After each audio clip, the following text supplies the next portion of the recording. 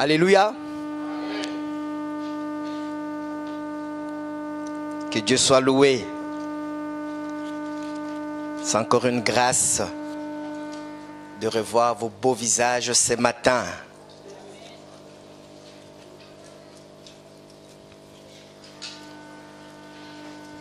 Alléluia. Là, vous êtes en forme, c'est bien. Le message que nous allons partager ce matin, c'est un message que nous avons déjà eu avec le compagnon des jeudis.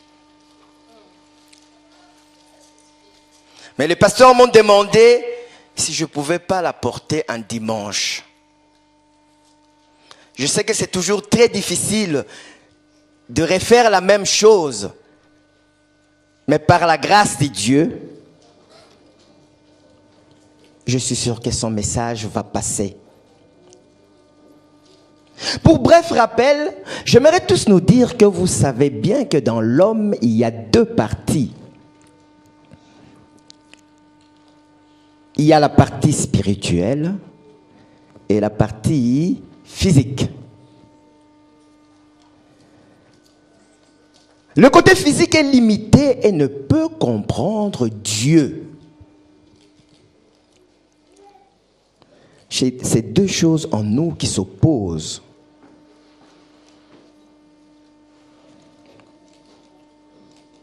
Et suite à ces côtés physiques, il y a beaucoup de choses qui se passent dans notre vie.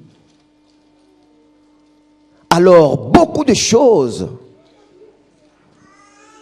qui nous poussent à ne pas regarder comme Dieu regarde notre situation. D'où ma question ce matin, quelle est ta situation? Quel est ton problème? Qu'est-ce que tu attends de Dieu?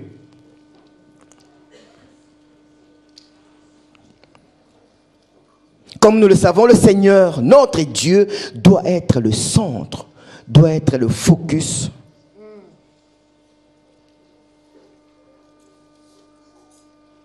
Dans tous nos problèmes. Dans la vie de tous les jours, Dieu doit être le centre. Et la phrase que vous allez retenir, que dans toute situation, je dis bien dans toute situation, dans tout problème, Dieu a un mot à dire.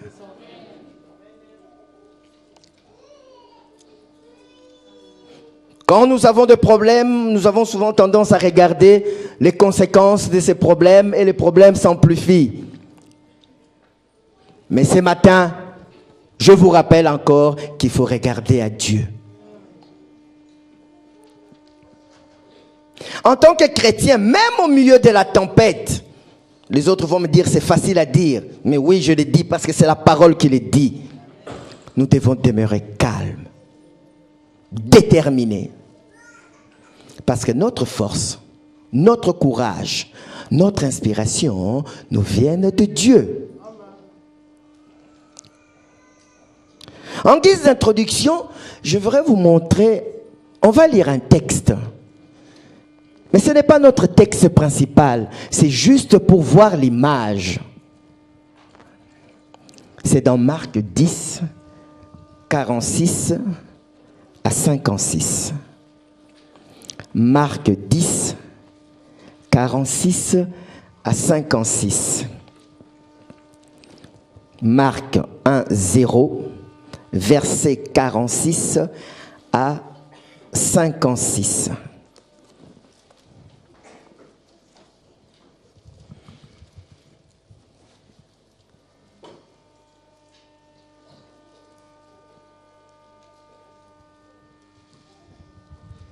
Comme je vous ai dit, ce n'est pas le texte principal, mais c'est juste l'image que je voudrais vous donner du message de ce matin.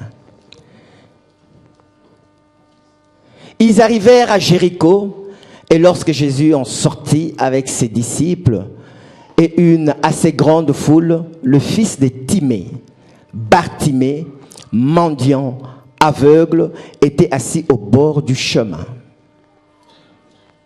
il entendit que c'était Jésus de Nazareth. Et il s'est mis à crier, « Fils de David, Jésus, aie pitié de moi. » Plusieurs le reprenaient pour le faire taire, mais il criait beaucoup plus fort, « Fils de David, aie pitié de moi. » Jésus s'arrêta et dit, « Appelez-le. » Et ils appelèrent l'aveugle en lui disant, « Prends courage, lève-toi, il t'appelle. » Prends courage, lève-toi, il t'appelle. On en a parlé il y a quelque temps. Mais moi, l'image que je voudrais vous montrer, c'est au verset 50. Que fait l'aveugle? L'aveugle jeta son manteau et se leva d'un bond, vint vers Jésus. C'est l'image que je voudrais que nous gardions ce matin. Jeta son manteau et se leva d'un bond et vint vers Jésus. C'est quelqu'un qui est déterminé. C'est quelqu'un qui s'est dit, c'est mon jour. Il y a aussi une question qu'on peut se poser. Pourquoi c'était les seuls à crier? Ou pourquoi c'était la seule personne que Christ a entendue? Je pense qu'il y avait beaucoup de monde.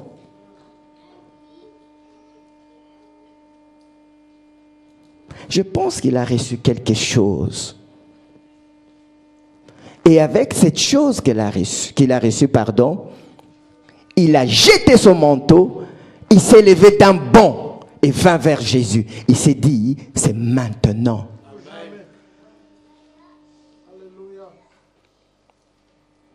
Il y a un texte également que nous n'allons pas lire, c'est juste pour vous montrer l'image. Vous vous rappelez tous de l'histoire, on va lire ce texte à la fin. L'histoire de la femme qui saignait depuis 12 ans.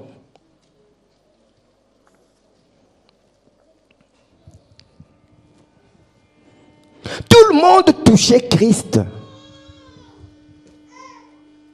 Il y avait une grande foule.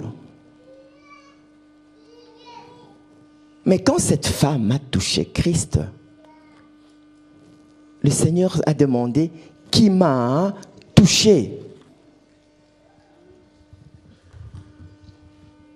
Qui m'a touché? Cette femme était chez elle. Elle a été chez nos collègues médecins, elle a dépensé beaucoup d'argent. Elle a fait tout ce qu'elle pouvait faire, mais elle n'avait toujours pas de solution. Jusqu'au jour où il a entendu parler de Jésus. Elle s'est dit, Jésus est en train de passer. C'est le moment, c'est l'instant, c'est maintenant. Si je touche, c'est cette image-là que je voudrais que nous gardons. Bartimée qui se lève, qui jette son manteau, qui se lève, il va vers Jésus. Il s'est dit, c'est maintenant. C'est pas demain, ce n'est pas après-demain, c'est pas cet après-midi, mais c'est maintenant. La femme qui s'est dit, Jésus passe. J'ai déjà tout fait, je n'ai pas de solution. C'est maintenant, je vais aller le toucher. Pourquoi j'insiste pour que nous gardons cette image? Parce que comme Bartimée, nous les chrétiens, c'est une impression qu'on est en suffisance. On se lève le dimanche matin, comme tout dimanche, on se lave, on prépare les enfants, on vient à l'église, on rentre, on prie, on sort, on rentre à la maison. La semaine, on va au travail, et comme ça. Avec nos problèmes, on tourne en rond. Avec nos problèmes, on murmure. Ce matin, je voudrais nous dire que nous devons jeter ces vêtements de suffisance.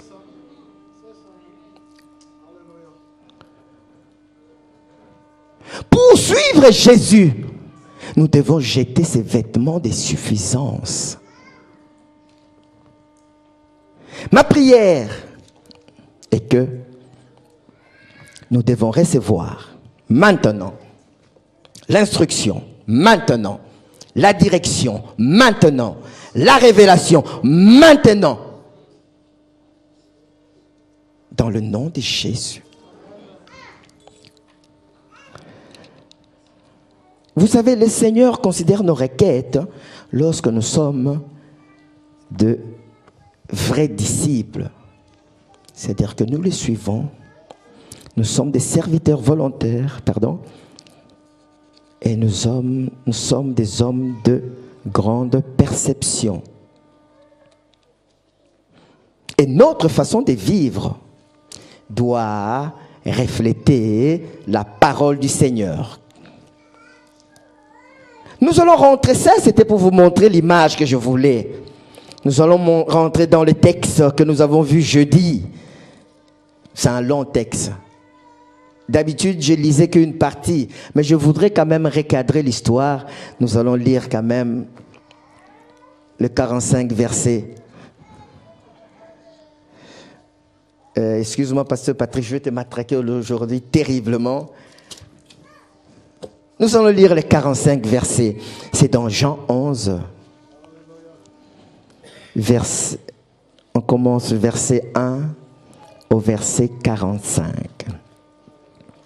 Jean 11, verset 1 au verset 45.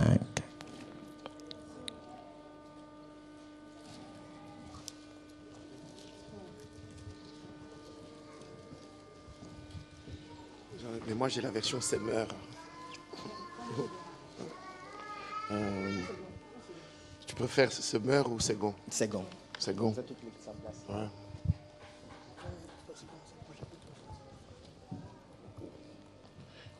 Bon, nous allons lire dans la version Second, parce que c'est celle que la plupart de nous avons. Amen. Jean 11, excusez-moi ma voix, on a eu une veillée époustouflante, ça m'a pris ma voix. Il y avait un homme malade, c'était Lazare de Béthanie, le village de Marie et de sa sœur Marthe. Marie était celle qui versa du parfum sur le pied du Seigneur et qui les essuya avec ses cheveux. C'était son frère Lazare qui était malade. Les sœurs envoyèrent dire à Jésus, « Seigneur, celui que tu aimes est malade. » À cette nouvelle, Jésus dit, « Cette maladie n'aboutira pas à la mort, mais elle servira à la gloire de Dieu, afin qu'à travers elle, la gloire du Fils de Dieu soit révélée. » Or, Jésus aimait Marthe, sa sœur et Lazare. Quand il eut appris que Lazare était malade, il resta encore 2 jours à l'endroit où il était. Puis, il dit aux disciples, « Retournons en Judée. » Les disciples lui dirent, « Maître, tout récemment les Juifs cherchaient à te lapider et tu retournes là-bas. » Jésus répondit, « Y a-t-il pas 12 heures du jour? Si quelqu'un marche pendant le jour, il ne trébuche pas, parce qu'il voit la lumière de ce monde. Mais si quelqu'un marche pendant la nuit, il trébuche, parce que la lumière n'est pas en lui. » Après ces paroles, il leur dit, « Notre ami Lazare s'est endormi, mais je vais aller le réveiller. » Les disciples lui dirent, « Seigneur, si c'est endormi, il sera guéri. » En fait, Jésus avait parlé de la mort de Lazare, mais ils crurent qu'il parlait de l'assoupissement du sommeil. Jésus leur dit, alors ouvertement, « Lazare est mort, et à cause de vous, afin que vous croyiez, je me réjouis de ce que je n'étais pas là, mais allons vers lui. » Là-dessus, Thomas, appelé Didyme, dit aux autres disciples, « Allons-y nous aussi, afin de mourir avec lui. » À son arrivée, Jésus trouva que Lazare était depuis 4 jours déjà dans le tombeau. Béthanie était près de Jérusalem, à moins de 3 kilomètres, et beaucoup de Juifs étaient venus chez Marthe et Marie pour les consoler de la mort de leur frère. Lorsque Marthe apprit que Jésus arrivait, elle alla à sa rencontre, tandis que Marie restait assise à la maison. Marthe dit à Jésus, « Seigneur, si tu avais été ici, mon frère ne serait pas mort. Cependant, même maintenant, je sais que tout ce que tu demanderas à Dieu, Dieu te l'accordera. » Jésus lui dit, « Ton frère ressuscitera. » « Je sais, lui répondit Marthe, qu'il ressuscitera lors de la résurrection le dernier jour. » Jésus lui dit, « C'est moi qui suis la résurrection et la vie. Celui qui croit à moi vivra, même s'il meurt. Et toute personne qui vit et croit en moi ne mourra jamais. Crois-tu cela? » Et lui répondit, « Oui, Seigneur, je crois que tu es le Messie, le Fils de Dieu qui devait venir dans le monde. » Après avoir dit cela, elle appela secrètement sa sœur Marie en lui disant, « Le Maître est ici et te demande. » À ces mots, Marie s'éleva sans attendre et elle alla vers lui. Jésus n'était pas encore entré dans le village, mais il était à l'endroit où Marthe l'avait rencontré. Les Juifs qui étaient avec Marie dans la maison et qui la consolaient la virent s'élever soudain et sortir. Ils la suivirent en disant, « Elle va au tombeau pour y pleurer. » Marie arriva à l'endroit où était Jésus. Quand elle le vit, elle tomba à ses pieds et lui dit, « Seigneur, si tu avais été ici, mon frère ne serait pas mort. » En la voyant pleurer, elle et les Juifs venus avec elle, Jésus fut profondément indigné et bouleversé. Il dit, « Où l'avez-vous mis? » « Seigneur, lui répondit-on, viens et tu verras. » Jésus pleura. Les Juifs dirent alors, voyez comme il l'aimait. Et quelques-uns d'entre eux dirent, lui qui a ouvert les yeux de l'aveugle, ne pouvait-il pas aussi faire en sorte que cet homme ne meure pas? Jésus, de nouveau profondément indigné, s'est rendu au tombeau. C'était une grotte, une pierre fermée à l'entrée. Jésus dit, enlevez la pierre.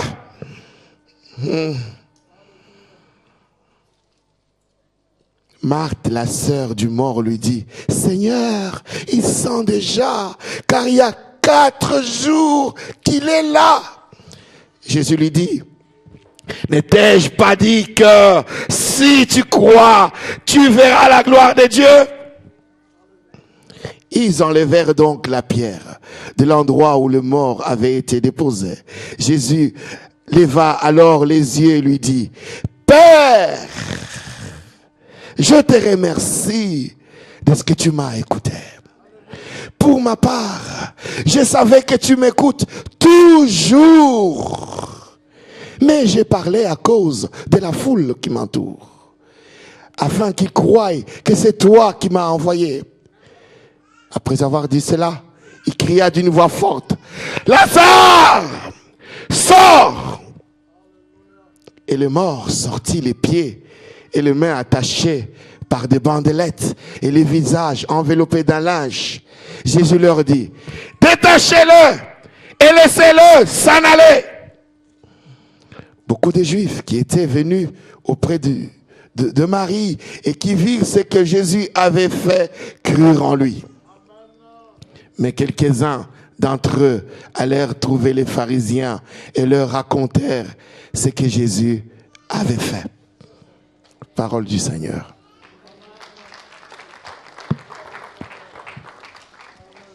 Merci, pasteur, pour cette belle lecture. Amen.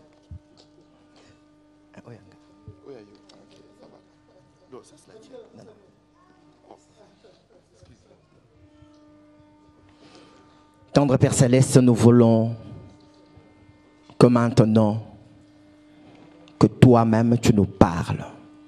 Nous voulons nous effacer devant la présence de ton peuple. Que le Saint-Esprit, ô Dieu Tout-Puissant, nous parle, nous convainc. Que ta parole que nous allons écouter fasse briller nos vies. Que ta parole nous transforme. Que ta parole soit gravée dans nos cœurs, ô Éternel, car tu es notre Papa. Merci de prendre possession de tous ces moments. Dans le nom de Jésus que nous t'avons ainsi prié. Amen.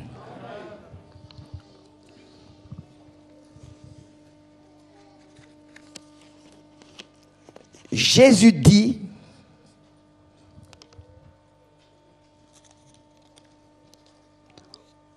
ôtez la pierre. Et Marc répond, il sent déjà. Et Jésus répond, n'ai-je pas dit que si tu crois, tu verras la gloire de Dieu? Ma question est que pourquoi nous, tant de chrétiens, nous ne voyons pas la gloire de Dieu? Or, nous le savons bien que le christianisme, ce n'est pas une religion. C'est un mode de vie. Alors, il faut en faire l'expérience. On sait que Marthe aimait le Seigneur. Mais au vu de la parole, elle ne connaissait pas le Seigneur. Elle ne connaissait pas sur la vérité, sur le Seigneur, sur la vie du Christ.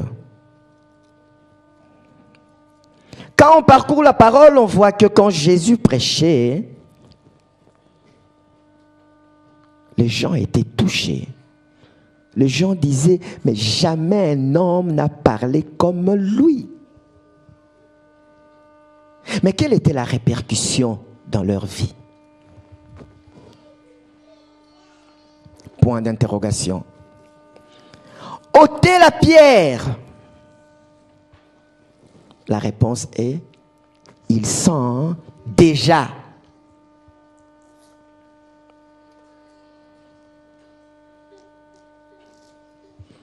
En d'autres termes, qu'est-ce que ça veut dire? Seigneur, Seigneur, tu es bon. Quand tu enseignes, nous avons des frissons. Mais là, c'est un peu de loin. Là, c'est la résurrection. Il est déjà mort. Si, Seigneur, tu étais venu il y a 2 jours, quand on t'avait dit là, quand on a envoyé le message qu'il était malade, là, ça va. Mais maintenant, il est déjà mort et il sent déjà. C'est un peu au-dessus de tes capacités, hein, Seigneur. Là, on est... Ce n'est plus du domaine où tu viens, tu arrives dans une fête, il n'y a plus à boire, tu pries, tu demandes de remplir les cuves, tu pries, l'eau change en vin. Ce n'est plus le domaine, les gens sont malades, tu pries, les gens sont guéris. Non, là, il est mort. Ça fait 4 jours. Il sent déjà. Seigneur, on est déjà un peu plus loin maintenant.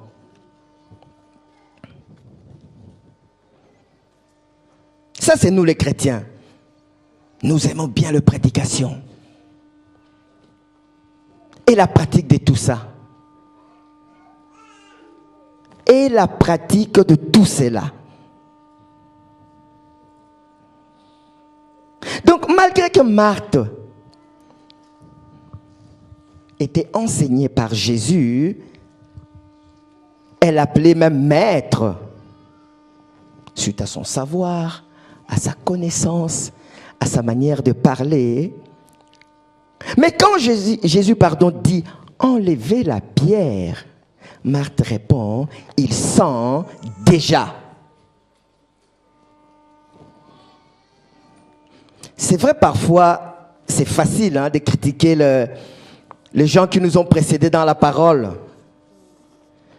On dit à Marthe aussi, qui était avec Christ, il ne pouvait pas. C'est lui qui avait tout, il était avec lui, il avait les enseignements. Christ venait chez eux.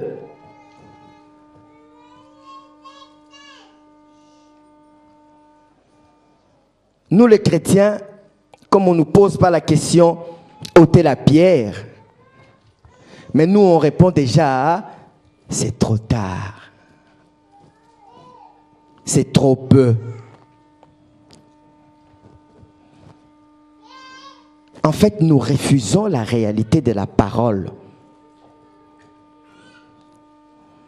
Nous aimons bien notre suffisance là. Nous venons à l'église, nous prions, nous chantons, on rentre à la maison, on est bien. Les problèmes sont là. Oui, l'autre jour on l'a dit, les problèmes ne partiront pas, les problèmes seront toujours là.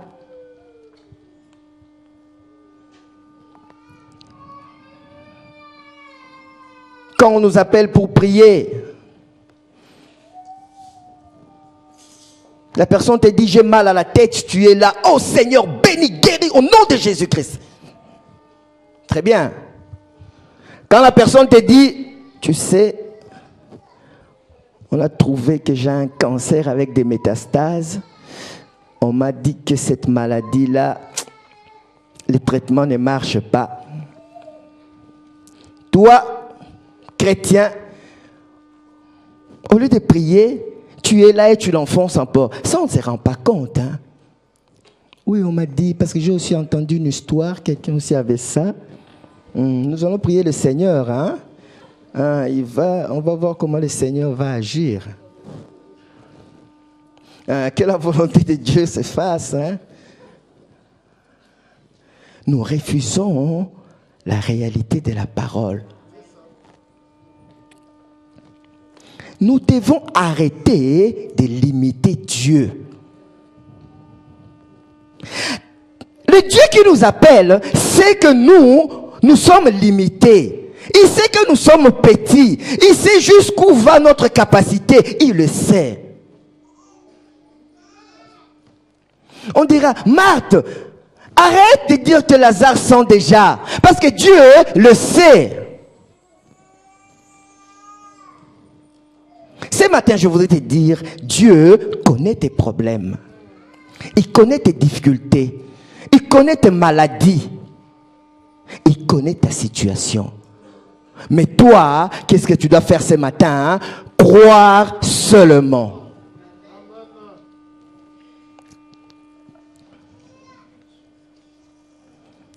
Marthe a suivi Jésus sans jamais voir la gloire de Dieu. Jésus dit, n'ai-je pas dit que si tu crois, tu verras la gloire de Dieu? J'ouvre une petite parenthèse. Sœur Marie, soyez bénie parce que tu as prié en prenant mon verset. Nous allons reculer un peu. Nous allons aller dans Luc 10, 38 à 42. Luc 10, 38 à 42.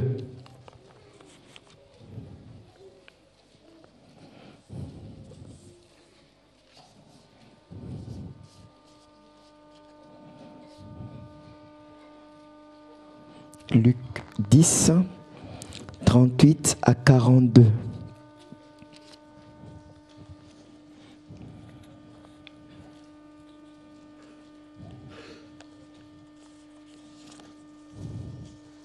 Luc 10, 38 à 42.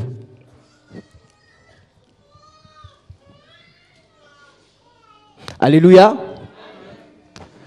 Comme Jésus était en chemin avec ses disciples, il entra dans un village et une femme nommée Marthe le reçut dans sa maison. Elle avait une sœur nommée Marie qui s'étant assise aux pieds du Seigneur écoutait sa parole. Marthe, occupée à divers soins domestiques, survint et dit, Seigneur, cela n'était fait-il rien que ma sœur me laisse seule pour servir? Dis-lui donc de m'aider. Le Seigneur lui répondit, Marthe, Marthe, tu t'inquiètes et tu t'agites pour beaucoup de choses. Une seule chose est nécessaire. Marie a choisi la bonne part qui ne lui sera point ôtée. C'est vrai que quand on lit ces textes, au début, on s'est dit, mais Marthe a raison. Vous recevez Jésus à la maison, ça n'arrive pas tous les jours. Je pense que tu vas aller lui préparer le plus beau, la plus belle recette que tu as, parce que c'est Jésus qui est là. Tu dois aller faire sortir le verre que tu gardes que pour tes invités spéciaux là qui viennent là, le verre que tu caches chaque fois. Parce que Jésus est là.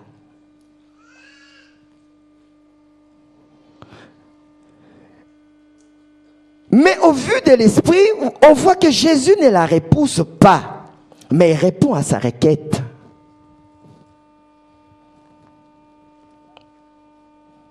Jésus regardait, et Jésus regarde l'état de cœur de Marthe, pardon. Et deuxièmement, à ses gestions de temps. Donc Marthe était en train de préparer, était en train de faire, de s'occuper des tâches domestiques, mais en elle, elle râlait. Le Seigneur ne voit pas que Marie est assise là. Moi, je dois amener des verres, je dois aller chercher à manger, je dois descendre à la cave pour amener ceci, je dois aller chez le voisin pour faire ça, ça, ça. Elle râlait. Parenthèse. Si tu viens à l'église et que tu fais un travail en râlant, ça ne sert à rien. Dieu n'espérait pas voir ces cœurs-là.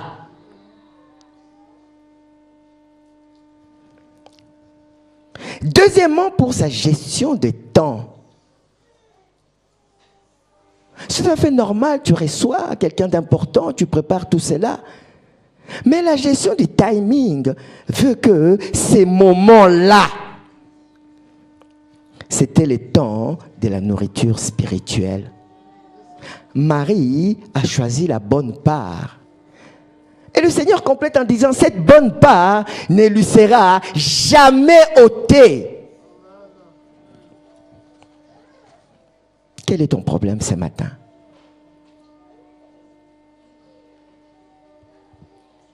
Quelles sont vos attentes ce matin? Je retourne dans le texte principal pour voir encore un problème de timing avec Marthe. Quand nous allons dans le verset 21, Jean 11, 21. Je peux même commencer par le verset 20. Lorsque Marthe apprit que Jésus arrivait, elle alla à sa rencontre, tandis que Marie restait assise à la maison. Marthe dit à Jésus, Seigneur, si tu avais été ici, mon frère ne serait pas mort. En d'autres termes, Seigneur, c'est trop tard. Combien de fois nous ne le disons pas? C'est pour cela ma question. Et quel est ton problème ce matin? C'est trop tard aussi? Marthe devait comprendre que le temps ne nous appartient pas. Le temps appartient à Dieu. Et c'est lui-même qui le gère pour nous. Alors nous, ce que nous devons faire, nous, chrétiens, nous, messagers, continuer à servir le Seigneur avec fidélité. en gardant notre cœur et tout en sachant que le temps appartient à Dieu. Le temps appartient à Dieu. N'étais-je pas dit que si tu crois, tu verras la gloire de Dieu?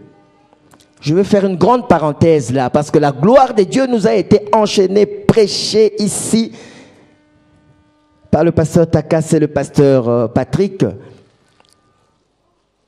Si tu crois, tu verras la gloire de Dieu. Si vous regardez dans la parole, il y a beaucoup d'endroits où on parle de la gloire de Dieu.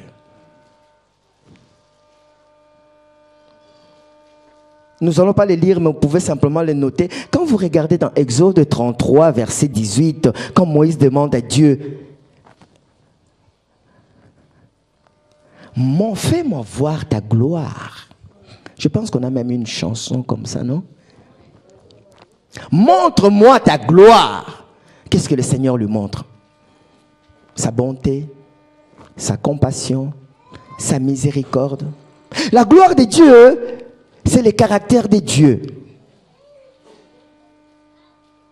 Lorsque ta foi à toi se met en action, lorsque ta foi est manifeste, c'est la gloire de Dieu.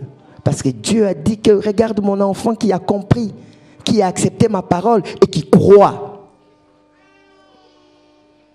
Dans les Écritures, on regarde, on dit la main du Seigneur était sur lui.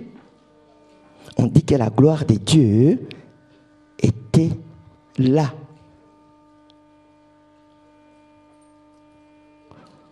Au vu des Écritures, nous voyons aussi, quand on parle de la puissance de Dieu, on dit la puissance de Dieu s'est manifestée. On dit également la gloire de Dieu s'est manifestée. Je n'ai jamais vu une notion aussi large et même aussi compliquée, je dirais, comme la gloire de Dieu. Le pasteur nous a enseigné que la gloire du dernier temple sera plus grande que la gloire du temple précédent. Il y a même des slogans du genre « Dans son palais tout s'écrie gloire ».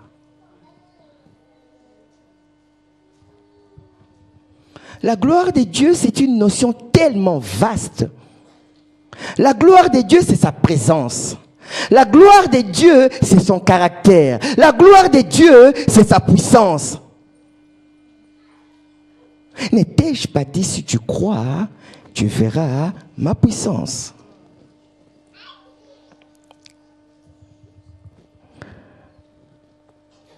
Je prends encore une notion, toujours dans le texte. Je vais un peu en zigzagant pour qu'à la fin, on recadre tout. Dans le même texte principal, dans Jean 11, nous allons au verset 3 et 4.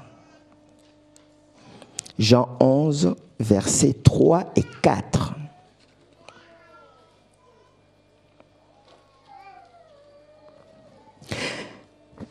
Jean 11, versets 3 et 4. Nous lisons. Les sœurs envoyèrent dire à Jésus, « Seigneur, celui que tu aimes est malade. » À cette nouvelle, Jésus dit, « Cette maladie n'aboutira pas à la mort, car elle servira à la gloire de Dieu, afin qu'à travers elle, la gloire du Fils de Dieu soit révélée. » Verset 3. Les sœurs envoyèrent dire à Jésus, « Celui que tu aimes est malade. »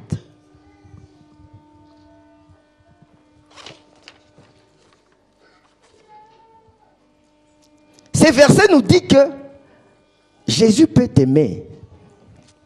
Jésus t'aime, pardon, mais tu peux tomber malade.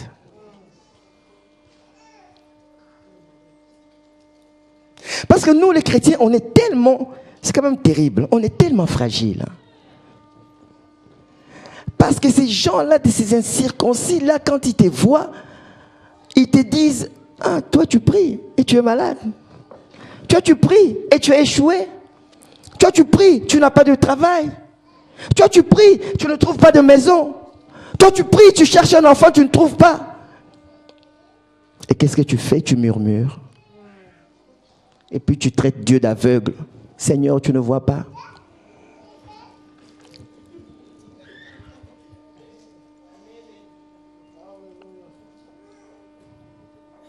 Tu peux tomber malade.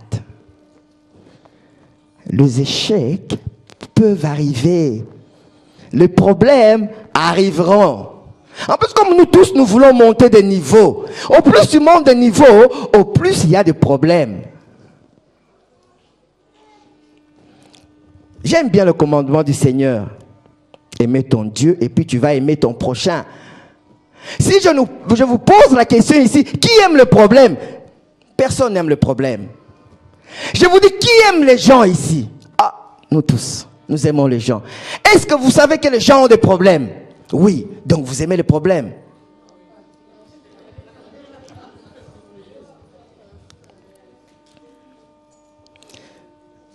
Jésus répond, cette maladie n'appartient pas à la mort.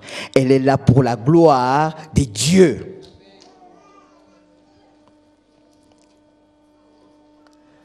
J'aimerais citer quelques versets que je suis sûr, et certain presque, que toute l'assemblée connaisse.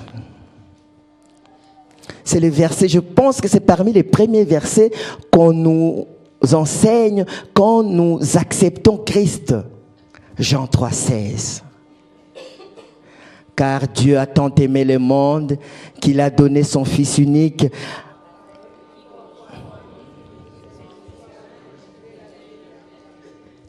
Que Dieu vous bénisse. Afin que quiconque qui pleure, ou bien afin que quiconque qui jeûne. Mais alors pourquoi nous ne croyons pas?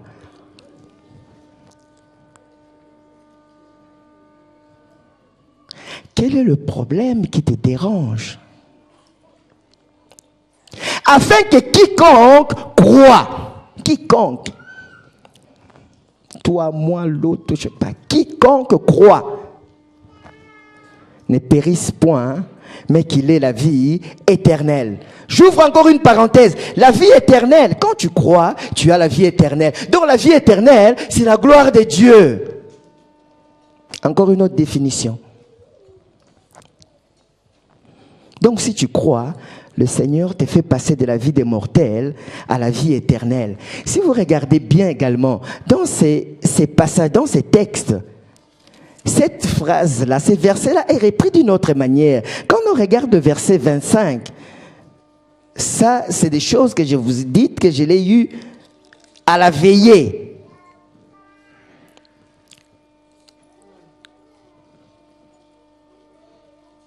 Jésus, verset 25, Jésus lui dit, « Je suis la résurrection et la vie. Celui qui croit en moi vivra. Quand même il serait mort. Et quiconque vit et croit en moi ne mourra jamais. » Donc si tu crois, tu as la vie éternelle, même si tu meurs. Ces versets ne disent pas si tu pleures. Ces versets ne disent pas si tu jeûnes. Mais ces versets disent si tu crois. Quel est ton problème ce matin? Qu'est-ce que tu attends du Seigneur? Qu'est-ce qui t'a toujours tourmenté depuis le temps? Parce que si j'essaie de comprendre ces versets, si j'essaie de comprendre ces textes, je vais essayer vraiment de simplifier les choses en deux.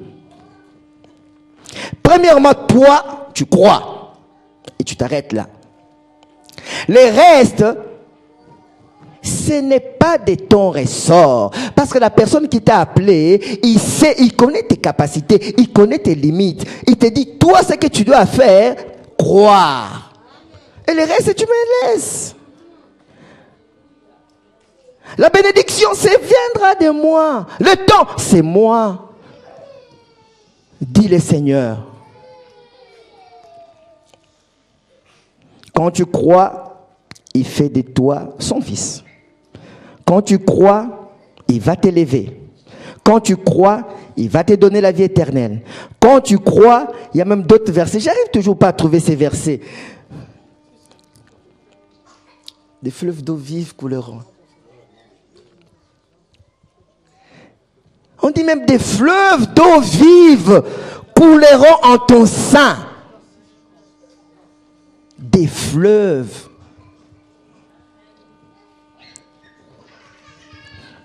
Pas un verre, pas un seau, pas un tonneau, mais des fleuves. Je pense que c'est des fleuves de joie, des fleuves de guérison, des fleuves de richesse, des fleuves de fleuves. Alors arrêtons de dire c'est trop tard. Mais seulement croire. Ma question, je la répète encore, quel est ton problème ce matin? Vous savez, quand on partageait ces passages jeudi, je les avais dit, ces messages, ça m'a un peu attristé. On va se demander pourquoi. Parce que si je tourne cette parole, cette belle parole dans Marc 16, il y a 2 versets. Quand j'ai vu ces versets, je me suis dit, à quel niveau suis-je avec le Seigneur? Marc 16, 17 à 18. Marc 16, 17 à 18. Marc 1, 6, versets 1, 7 à 1, 8.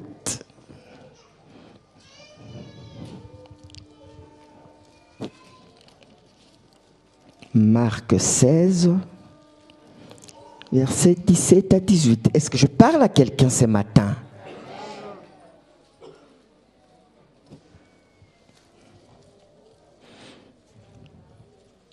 Marc 16, 17 à 18.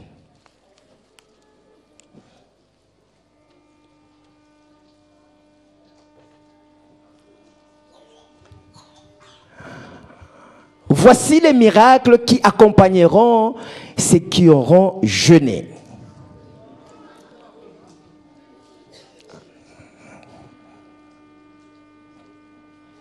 C'est bien clair, hein? Voici les miracles qui accompagneront ceux qui auront cru. En mon nom, ils chasseront les démons. C'est la gloire de Dieu. En mon nom, ils parleront de nouvelles langues. C'est la gloire de Dieu.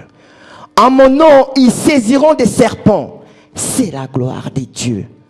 S'ils boivent quelques breuvages mortels, ils ne leur feront point de mal.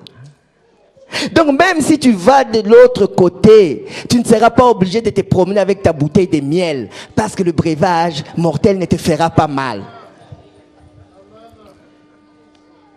Ils imposeront les mains aux malades et les malades seront guéris. Bon, nous, où est-ce qu'on en est? Parce que je n'ai pas pris tous les versets, parce qu'il y a d'autres versets qui font tellement mal. Nous sommes où? Nous croyons en cette parole ou pas? Parce que c'est écrit noir, blanc sur gris.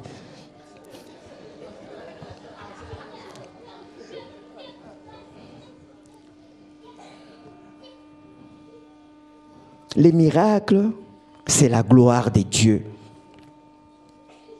Mais on peut se dire, oui, mais c'est la parole, c'est la Bible. Ces gens-là, hein, c'était des personnes, je ne sais pas moi comment, bizarres. Je ne sais pas s'ils avaient 3 cœurs, 14 poumons, s'ils avaient 2 jambes comme nous tous. Mais quand tu tournes encore cette parole, dans Jacques 5, 17, 18, je vais vous montrer tout cela parce que je vous dis que ça m'a fait mal. Jacques 5, 17, 18. Ah, le prophète Élie. Élie était un homme de la même nature que nous.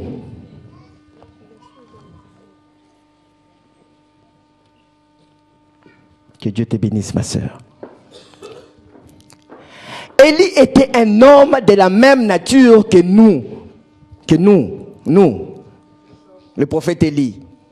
Donc il avait un cœur comme nous tous, 2 poumons, 2 jambes, 2 bras et une tête.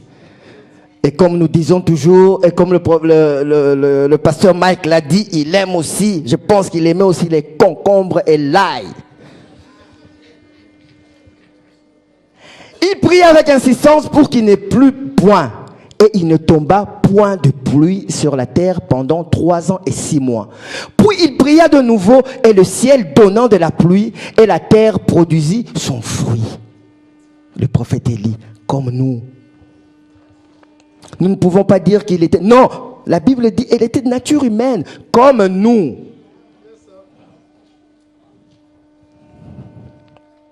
La différence, c'est que lui avait cru.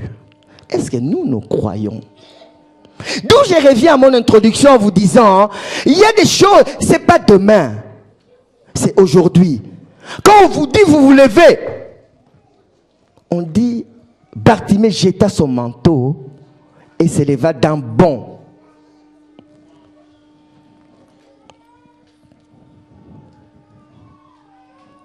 Bartimée jeta son manteau et se leva d'un bond.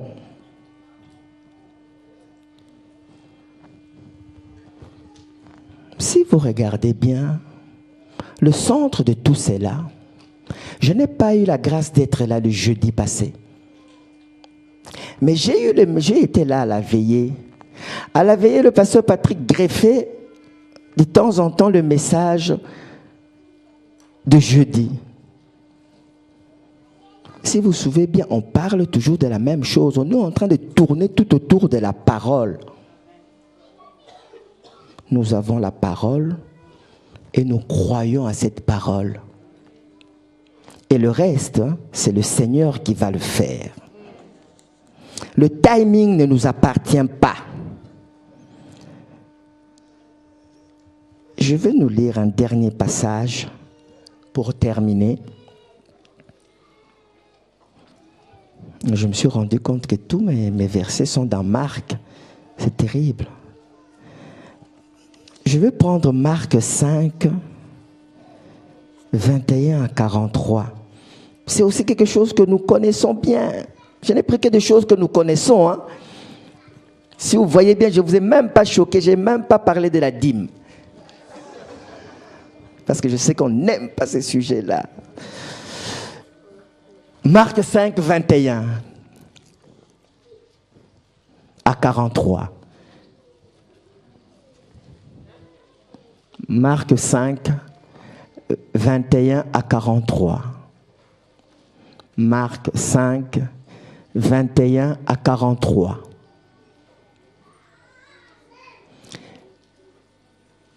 Nous lisons.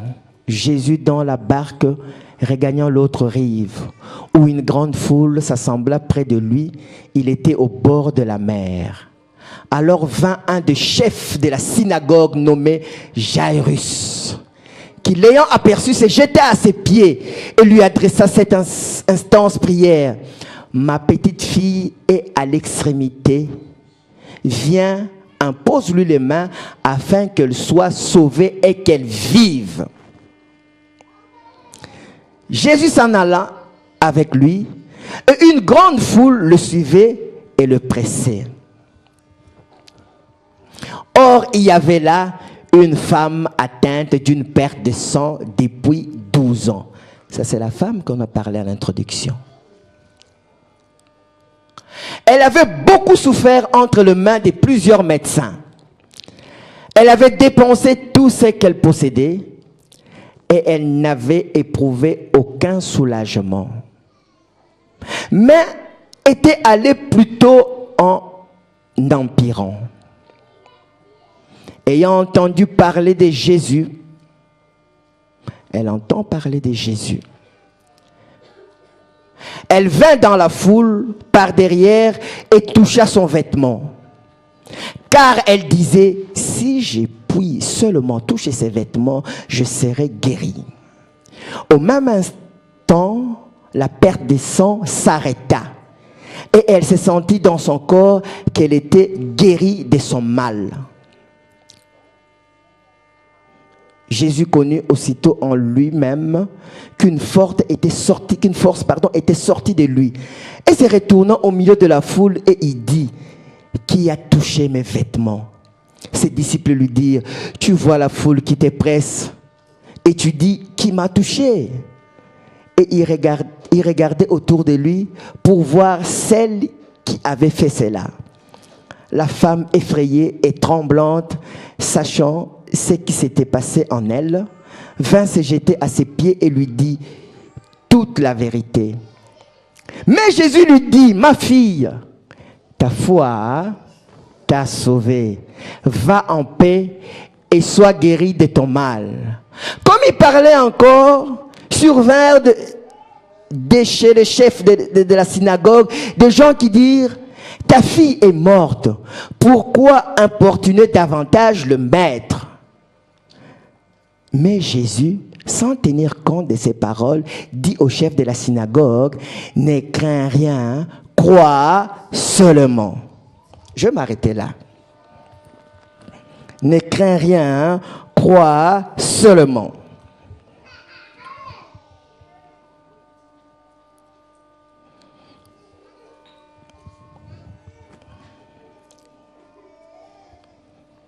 Je pense qu'avec les choses de Dieu, parfois, c'est nous qui le compliquons, parce que nous voulons rester dans notre suffisance. Elle a entendu parler de Jésus. Elle a cru. Elle s'est dit, si je vais toucher son vêtement, si seulement je touchais son vêtement, elle a cru. Et elle est partie le faire. Vous savez, j'essaie d'imaginer parce que là, c'était le temps. C'était le temps que le Seigneur a dit que cette femme va être guérie de telle manière et à ce moment-là. Les circonstances, je n'en sais rien. Si tu pries, que tu demandes au Seigneur de te bénir, quand? Je ne sais pas. Comment? Je ne sais pas. Mais je sais simplement que si cette femme était venue la veille,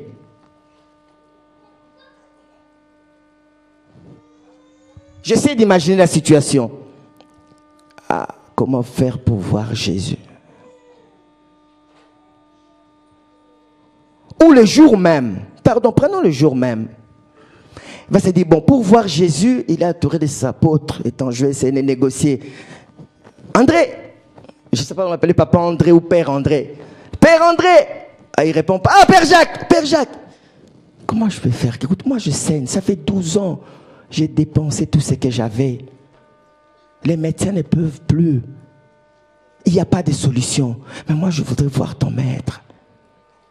Je ne sais pas. J'essaie d'imaginer la situation. Il dit, écoute, tu vois, pour le moment, parce qu'on part chez le chef de la synagogue, hein? Attends un peu. Quand on va arriver, je vais voir si le maître n'est pas fatigué, tu peux le voir 2 minutes. À ce moment-là, on tâtonne. Ce n'est pas le temps. Quand le temps du Seigneur arrive, personne ne sait comment ça va se passer.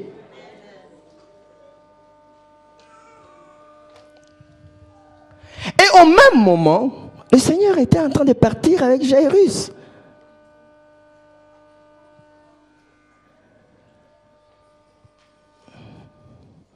Et on te touche, On touche le Seigneur, il se retourne et commence à poser des questions. Mais qui m'a touché? Les disciples qui disent, mais Seigneur, regarde, il y a tellement de gens ici. Et tu poses des questions, qui t'a touché? Mais tout le monde te touche ici. Et puis au même moment, les gens qui travaillent chez Jairus arrivent. J'essaie d'imaginer, Jésus était là, Jairus était là, et puis les apôtres, ils sont en train de lui dire, écoute, ta fille est morte, n'importune plus le maître, laisse le maître tranquille. Je me suis dit, ça c'est moi, si ce n'était pas le jour où sa fille devrait guérir, je pense que le Seigneur n'aurait pas entendu. Je ne sais pas si Jairus allait déprimer, je ne sais pas ce qu'il allait faire. Mais le Seigneur a entendu parce qu'il sait que c'est le jour. Quand le Seigneur entend, quand le Seigneur, c'est lui-même qui sait le jour, il lui dit, ne crains rien, crois seulement. Pour ton problème, le jour, je ne sais pas. Le temps, je ne sais pas. Comment ça va se passer, je ne sais pas non plus. Mais tout ce que je sais, ça va se passer.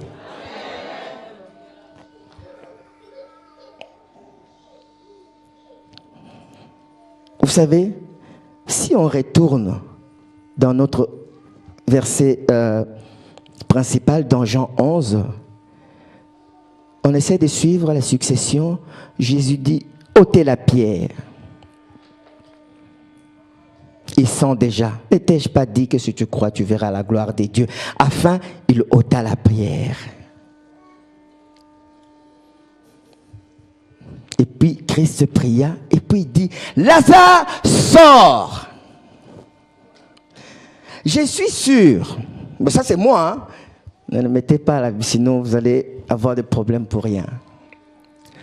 Je suis sûr que Jésus n'a plus regardé Marthe. Pourquoi je dis cela? Pourquoi je dis cela? Lazare sort.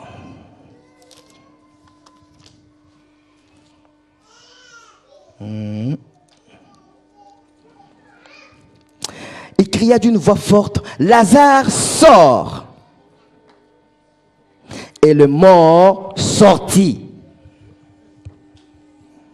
Les pieds et les mains attachés par des bandelettes et le visage enveloppé d'un linge. Bon, je pense que je vous dis, Jésus n'a plus regardé Marthe. Parce que Marthe allait lui dire, mais Seigneur, comment tu veux que Lazare sorte alors que ses pieds sont liés, ses mains sont liées, même son visage, il y a un linge. Comment ça va se faire? Ne nous regarde pas, mais ça va se faire. J'étais en train de rigoler, j'avais dit ça à Martine, et je partageais ça avec le frère Marcel. Et hier, j'ai posé la question au pasteur Patrick. Je suis resté avec la même réponse. Je dis, quand il a dit Lazare sort, comment Lazare est sorti?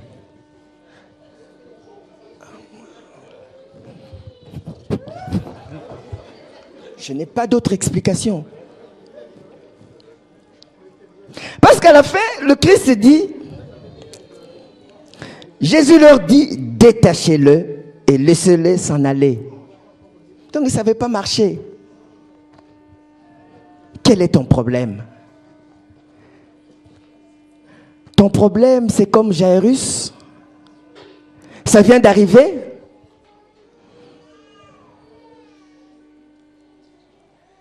Ou ton problème, c'est comme la femme qui saignait depuis 12 ans. Et on n'avait pas de solution. Ou encore pire, ton problème à toi, c'est déjà pourri. C'est trop tard, c'est de la putréfaction. Ça, c'est le français. Hein? C'est déjà trop tard. Je ne sais pas ce matin où est-ce que tu te trouves.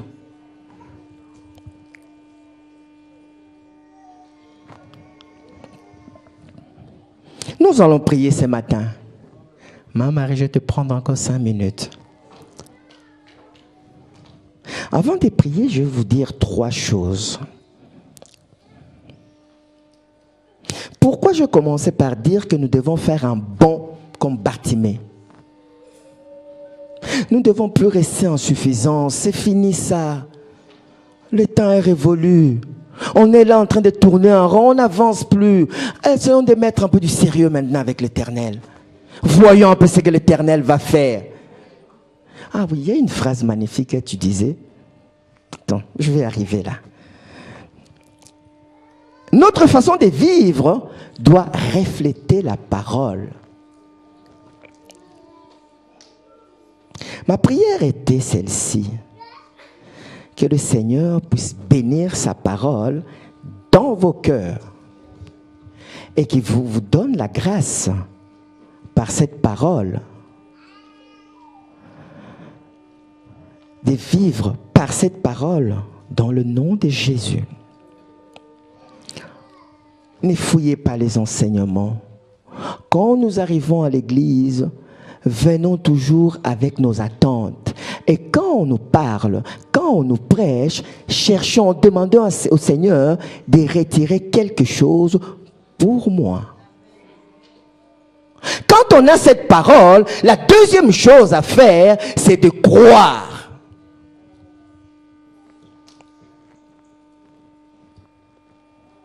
Croire à cette parole.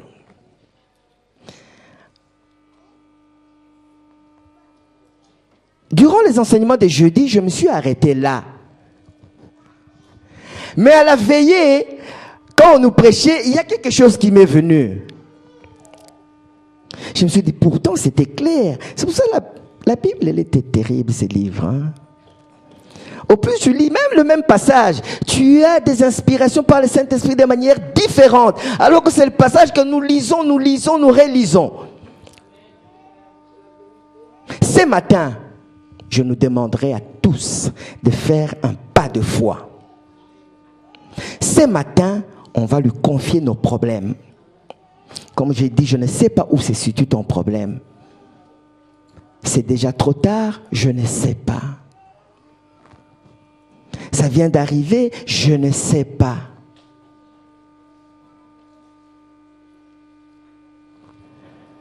On a déjà tout essayé, je ne sais pas.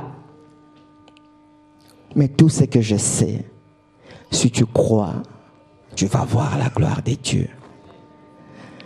Le pasteur Patrick, quand il prêchait à la veillée, il nous disait, corrige-moi si je me trompe. Il disait, le livre de Job, pour des bons lecteurs, vous pouvez le lire en 1 heure ou en 2 heures, vous avez fini. Vous terminez le livre de Job. Vous avez fini. Vous connaissez la fin. C'est une fin heureuse, magnifique. Mais en lisant comme ça, c'était quoi le verbe? On ne minimise pas tout ce qui est arrivé à Job. On relativise.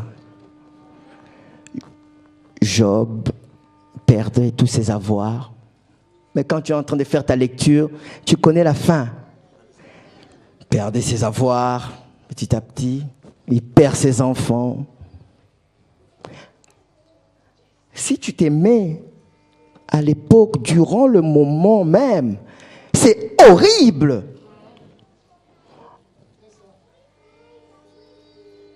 Mais quand tu lis, comme tu connais la fin, oh, il perdait ses avoirs, ses enfants, et puis Dieu lui a donné les enfants. C'est encore plus horrible parce que quand tu penses que ces gens-là, c'est des mêmes natures que nous. Comme le pasteur le dit, la grossesse ne faisait pas 6 jours, 9 mois comme nous aussi. Donc en perdant tout, en perdant ses enfants, et puis commencer à reconstruire.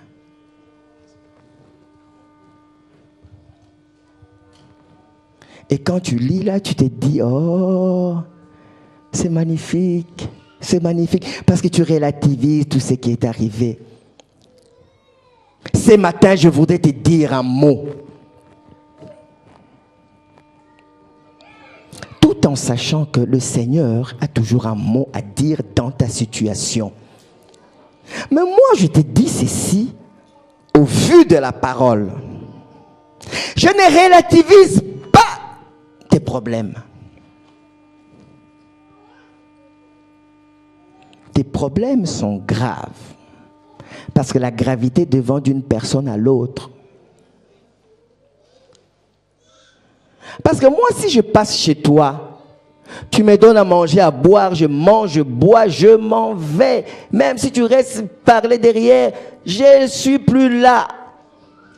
Mais il y a d'autres, quand il arrive chez toi, elle a parlé de moi. Elle pense que chez moi, je n'ai pas à boire. Non, lui, ça lui fait mal, pas moi. Ce matin, je ne relative pas ton problème. Je ne dis pas que c'est un petit problème. Je ne dis pas que c'est un gros problème. Mais ta situation là,